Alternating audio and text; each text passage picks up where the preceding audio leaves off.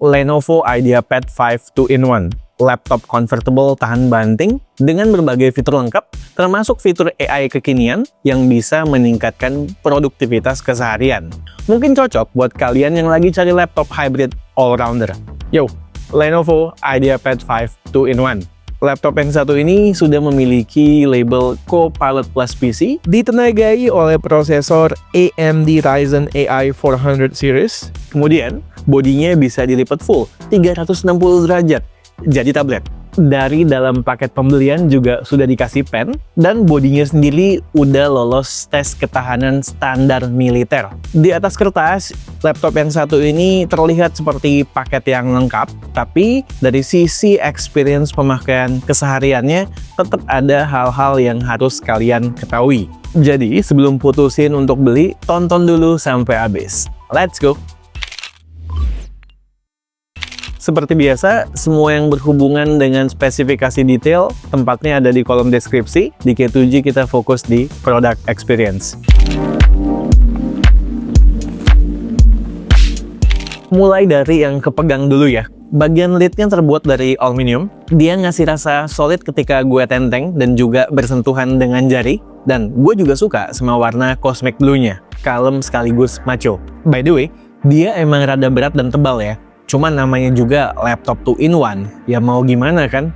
Tapi karena ini laptop 14 inch, jadinya masih ringkas dibawa kemana-mana. Masuk tas juga masih AC.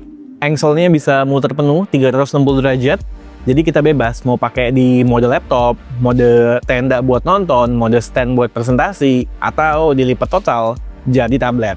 Walau ya emang agak berat ya nentengnya ya, kalau dijadiin dalam mode tablet. Engselnya tuh by the way nggak letoy, berasa pede aja jadinya pas muter-muter layarnya. Nah, nggak lupa, Lenovo IdeaPad 5 2-in-1 ini sudah lolos serangkaian tes ketahanan ala militer. Jadi kalau kena guncangan atau suhu ekstrim, nggak khawatir.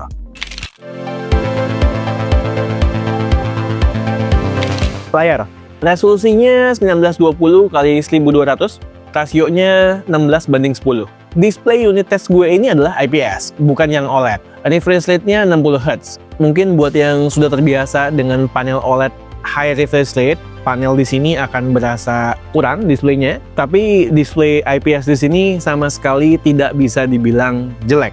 Sudah termasuk oke dan bagus kok ini ya, untuk standar sebuah display IPS. Plus ini sudah layar sentuh juga ya. Buat lo yang cuma ngetik, browsing, atau nonton, bakalan berasa fine aja. Speaker stereonya pun outputnya udah oke buat musikan atau buat nonton.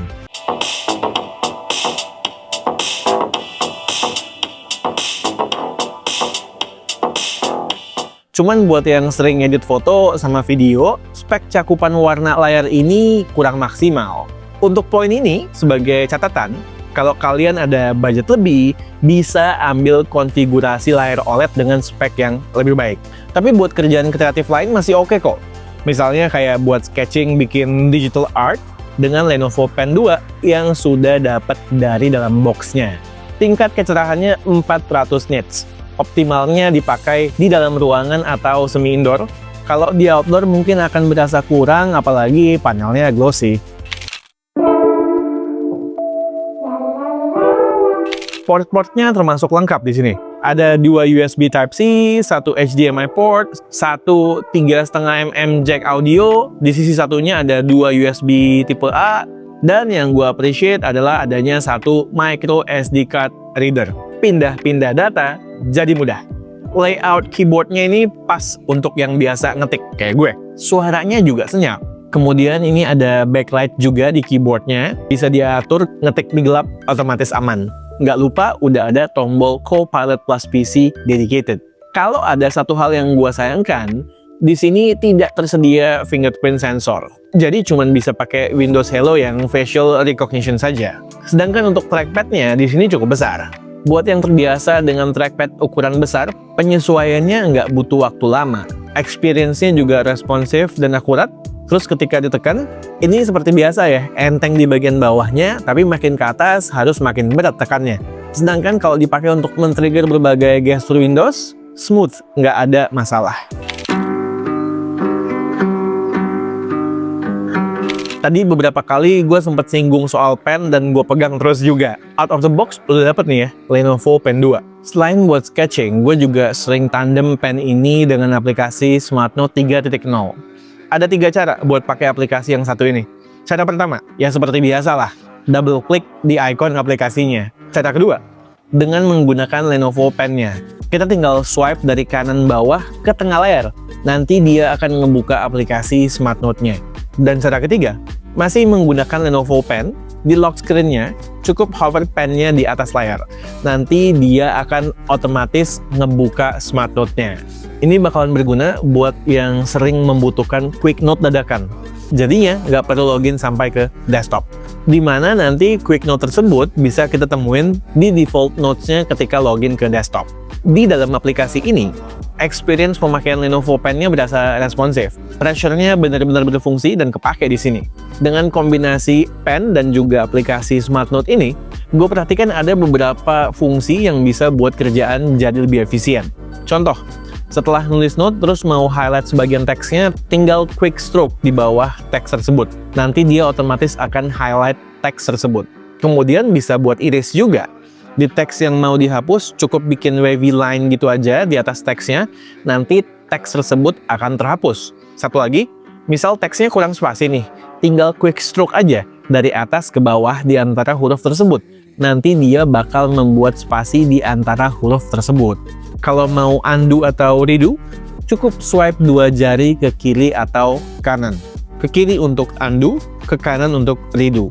Semua actionnya simple aja tapi berguna.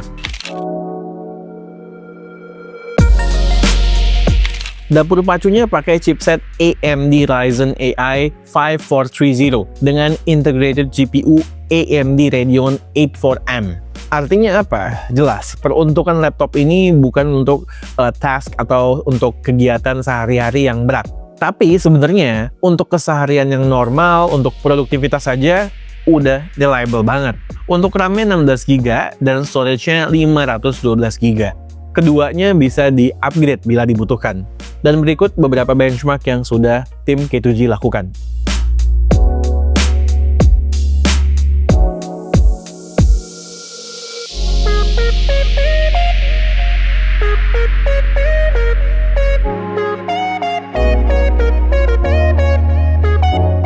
Di sini gue tetap coba beberapa aplikasi yang demanding ya, kayak Premiere, Lightroom, dan juga Photoshop. Di Lightroom, experience-nya cukup lancar buat color correction, soal akurasi warnanya sekedar cukup. Lalu gue coba edit video di Premiere dengan project 4K 25fps durasi 11 menitan. Dengan Lumetri Color, hasil rendernya selesai dalam waktu sekitar 15 menit. Di Photoshop, gue coba iseng.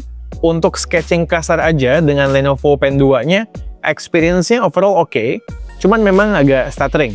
Tapi respon pressure sensitivity di Photoshop-nya udah bagus. Oh iya, kita bisa setting pressure-nya di aplikasi Lenovo Pen. Untuk gaming, gue coba tes main Football Manager. Dengan settingan very high, gue bisa dapat 41 sampai dengan 60 fps. Nggak sampai di situ, gue juga coba main Valorant di settingan medium. Gue bisa dapat 94 sampai 183 fps dengan layarnya yang 60 Hz. Ya untuk main tipis-tipis aja ya bisa lah. Nggak sampai di situ, beberapa fitur yang langsung berhubungan dengan AI-nya juga gue coba. Di kamera ada Windows Studio Effect yang ada beberapa fiturnya bisa kita gunakan seperti automatic reframing, eye contact, dan juga background effect. Semuanya bisa berjalan dengan relatif oke, baik ketika kita video call atau melakukan teleconference meeting. Mumpung kita sudah menyenggol kamera ya, output dari kameranya ini untuk optimalnya gunakan di sikon pencahayaan dengan sumber cahaya yang memadai. Karena kalau enggak bakal berasa kurang kualitas gambarnya ya. Tipikal kualitas kamera laptop kebanyakan lah. Dan gak lupa, di bagian atas lid-nya itu ada shutter manual untuk kameranya. Jadi soal privacy kita bisa lebih tenang. Co-creator di Paint juga berjalan dengan lancar. Gue coba sketch orang sedang lari di hutan, lalu promptnya gue tulis random aja ya. Man running in the woods. Hasilnya juga bisa di-generate dengan baik. Terus di Copilot gue juga coba modify foto dengan beberapa prompt yang simple. Outputnya tidak mengecewakan. Misalnya coba buat upscale image ya. Dari foto resolusi kecil dan fotonya pun ngeblur banget, gue minta untuk di upscale. Hasilnya bagus, rapi dan juga detail. Kemudian di foto landscape yang warnanya mentah, gue coba minta dilakukan color correction, add contrast, dan juga vignette sekaligus nambahin vibrance. Hasilnya juga bagus ya. Warna langit bisa di-preserve dengan baik, warna ladangnya pun juga jadi lebih hidup. Lalu, foto portrait wanita ini mau coba gue hilangkan backgroundnya. Gue prompt, remove the background from this photo. Hasilnya, background dapat dihapus dengan baik. Walaupun ya image quality-nya jadi agak turun.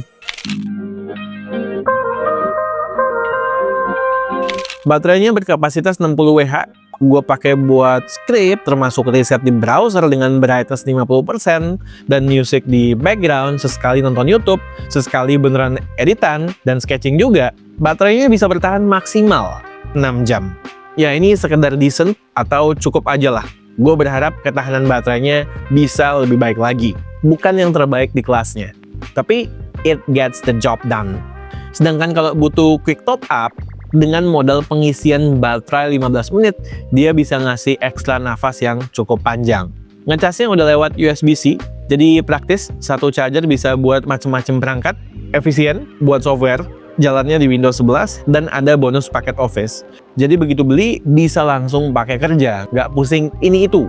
Terakhir, yang penting dan esensial juga, IdeaPad 5 2-in-1 ini sudah include 2 tahun Premier Care dari Lenovo. Premier Care ini artinya kita mendapat akses dukungan teknis baik untuk hardware maupun software selama 24 jam 7 hari. Yang mana perangkat kita bakal langsung dihandle oleh teknisi ahli Lenovo yang juga bakal datang ke tempat kita untuk mengambil laptopnya untuk dilakukan perbaikan jika dibutuhkan. Plus akses prioritas ke suku cadang asli, so downtime kerja kita juga minim. Terus tetap dapat ADP juga ya, jagoannya Lenovo. Kalau ada kejadian yang sifatnya accidental, laptop jatuh, ketumpahan air, ataupun isu electrical dan lain sebagainya, kerusakan tetap akan di cover Lenovo, nggak pusing takut keluar biaya. Peace of mind-nya saat kerja dapat banget. Oke, Lenovo IdeaPad 5 2-in-1. Buat yang butuh laptop convertible yang serba bisa buat kuliah, kantoran, kerja, atau sekedar buat keseharian, laptop yang satu ini bisa gue bilang sebagai paket lengkap. Performanya reliable buat aktivitas atau produktivitas keseharian yang tidak super heavy atau demanding. Fitur AI-nya berjalan lancar, ports-nya lengkap, pen sudah included dan juga durabilitasnya terjamin. Yang nggak kalah penting, RAM dan storage bisa kita upgrade sendiri. Kekurangannya dari POV gue sebagai content creator, spek untuk cakupan warna layarnya masih kurang. Tapi perlu dicatat ya, ini jadi poin buat gue karena memang spek laptop atau spek varian yang gue tes, spesifikasinya demikian. Kalau layarnya mau lebih high spec, yang lebih compatible dengan content creator, ada konfigurasi lain. Kameranya cenderung kurang, tapi to be fair, emang kebanyakan laptop Windows kan begitu ya. Terakhir, baterainya sekedar cukup. Harganya untuk varian ini 19 jutaan, ada konfigurasi spek lain juga kalau mau level up. Jadi pilih dan sesuaikan dengan kebutuhan kalian. Untuk informasi lebih lengkap, linknya ada di deskripsi. Yo guys, kalau kalian suka dengan konten atau video kami, boleh ditekan tombol like-nya dan juga di-share ke berbagai platform social media atau ke teman-teman kalian yang lagi mencari info mengenai sebuah gadget. Dan jangan lupa, kalau udah subscribe, nyalain icon loncengnya dan pilih yang all atau semua, supaya begitu kami posting konten baru, video baru, kalian secara instan akan mendapatkan notifnya. Jangan lupa bantu kami dengan hype up videonya setelah klik like ya guys. Dengan begitu, artinya K2G akan sangat-sangat terbantu. Thanks guys. Oke, sekian aja video dari gue kali ini. Gue Satish, and this is K2G. Tunggu racun-racun kami yang berikutnya. Bye guys.